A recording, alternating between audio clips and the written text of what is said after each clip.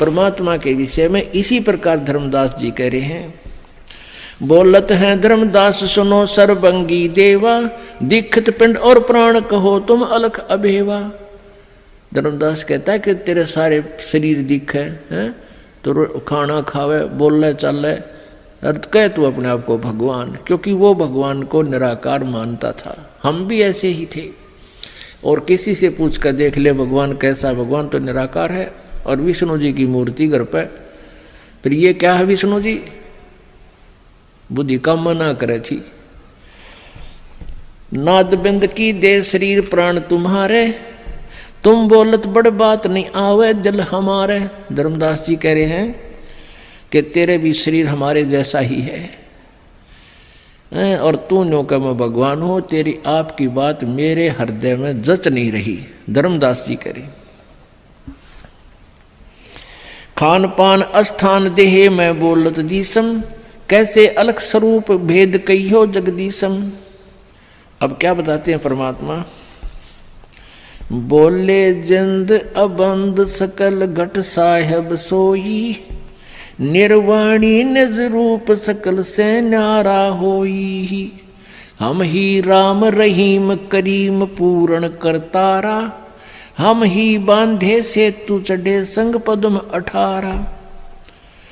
हम ही रावण मारा लंक पर करी चढ़ाई, हम ही 10 सिर फोड़ देवताओं की बंद छुटाई। हमारी शक्ति से सीता सती जती लक्ष्मण हनुमान, हम ही कल्प उठाए करत हम ही 6 मान। बलि के हम 52 रूप इंद्र और वरुण कुबेरम, हम ही से हैं धर्मराय अदली कर सृष्टि सुमेरम। छिन में धरती पग धरूं नाद सिर संजो हो गए, पद आमान न्यारा रहूं इस विद दुनि वियोग। अब क्या बताते हैं परमात्मा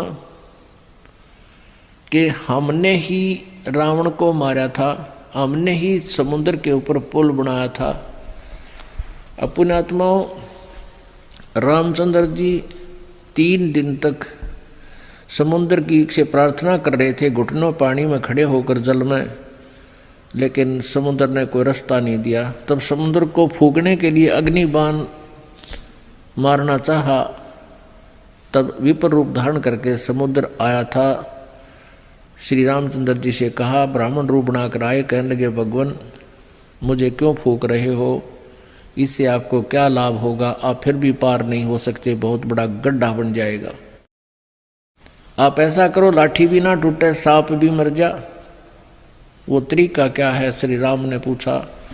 तब समुद्र ने कहा था कि आपकी सेना में नल और नील नाम के 2 भक्त हैं सतगुरु के, परम संत के। उनके गुरुजी द्वारा दी हुई उनके हाथों में एक शक्ति है, उनके हाथ से पत्थर नहीं डूबते मेरे ऊपर, जल में ऊपर तैर जाते हैं, आप उनका सहयोग ले लो। और वो नल और नील कौन थे, वो कबीर परमेश्वर जी के शिष्य थे। उस समय कबीर परमेश्वर जी प्रत्येक युग में आते हैं, लीला करते हैं। उसी आधार से मुनिंदर ऋषि नाम से प्रसिद्ध थे और सहशरीर सतलोक से यहाँ आए हुए थे, मौजूद थे।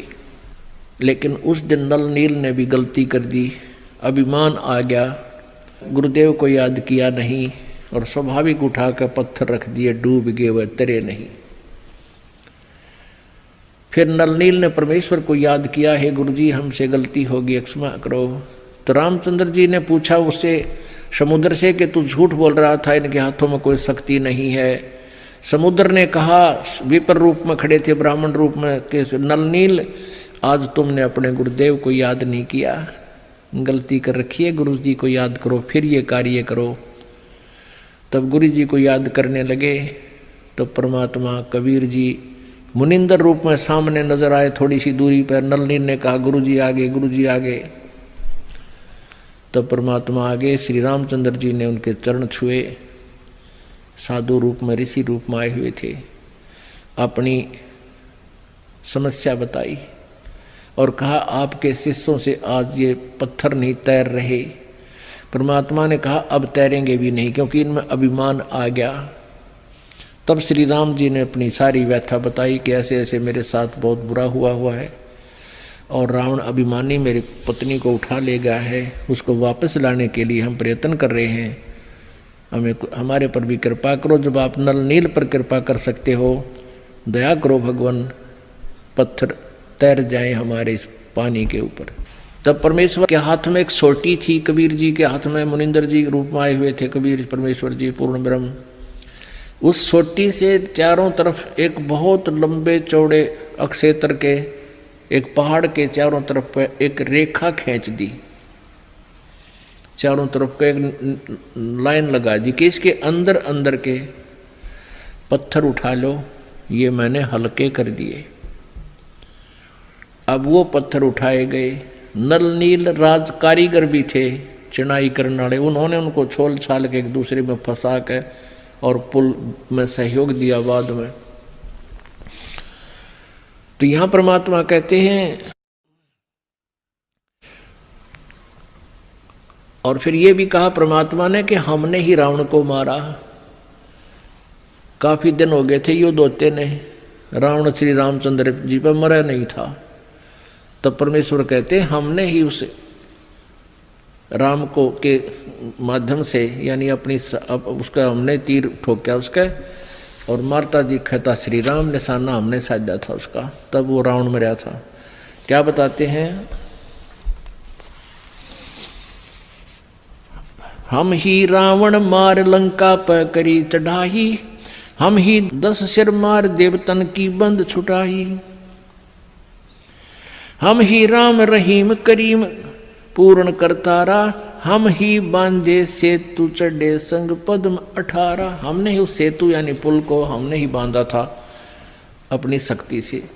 रे नल नील यतन कर हार, तब सतगुरु से करी पुकार। रे नल नील यतन कर हार, तब सतगुरु से करी पुकार।